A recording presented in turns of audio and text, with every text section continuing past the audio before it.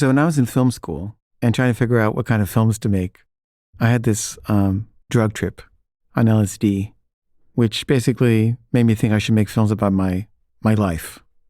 And I decided to make a film about the most recent crush I'd had. And it involved this woman, Erin. And I decided just to reenact the events that had occurred, fairly recently.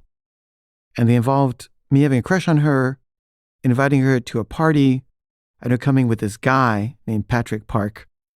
And the three of us going to this party together, and me realizing that she's actually with him. And I don't know why she brought me along.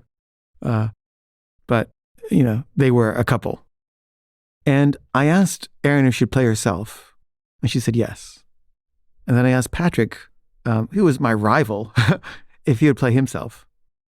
And he said, I don't know. And I was like, it'd be really great. It'll be this and that. Like, I don't know. I tried talking him into it, and he said, okay, fine. But, I could tell he wasn't really into it. And, they'd broken up by this point. And I think he was just worried that I was going to make him look bad, which I think I did want to do, actually. So I go to his house on the day they were supposed to shoot his scenes, and I ring the doorbell, and there's no answer. So I ring it again. Still no answer. I ring it again, no answer. I don't know what to do. I'm like, is he not here? Is he here? Is he avoiding me? Maybe he's avoiding me. And I just put my hand on the buzzer, and I just leave it on the buzzer, continuously, zzz. And I don't know what else to do. And I leave it on the buzzer like that for 1 hour. I'm just holding onto the buzzer for an hour. And finally the door opens. And he's like, oh, were you buzzing? I didn't hear you. Which is obviously a lie. But, I didn't think I should call him on it just then. And I was like, yeah, been here for an hour trying to, weren't we supposed to meet like an hour ago? And he said, oh, yeah, I don't know. I don't know if I really want to do it. And I was like, Patrick, it's going to be really good. I've worked really hard for this. I have a crew. We have all the locations. Like, you got to do it. I was like, I don't know. And, he didn't want to say, I'm afraid you're going to make me look bad, which was, I think, the subtext.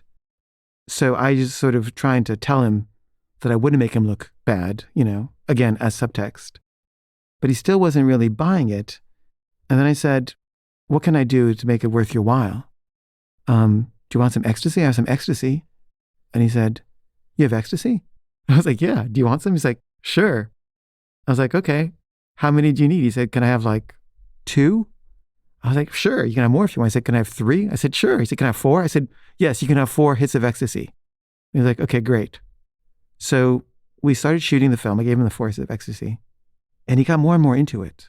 And whenever we'd go somewhere, he would say, hi, I'm acting in a film. This guy's directing this film. I'm acting in it. And he was really proud of being in a film. And, I wanted to make him look bad, but I kind of liked him. The more I got to know him, I just kind of felt endeared to him. So I eventually, stopped trying to make him look bad and just let him just be him. And, we never became close friends, but we kind of became friends. And when the film came out, he really, really liked it. And I think he was really proud of his performance. And I think he's still proud of it. I think he shows it to people all the time and is like, here's the film I was in.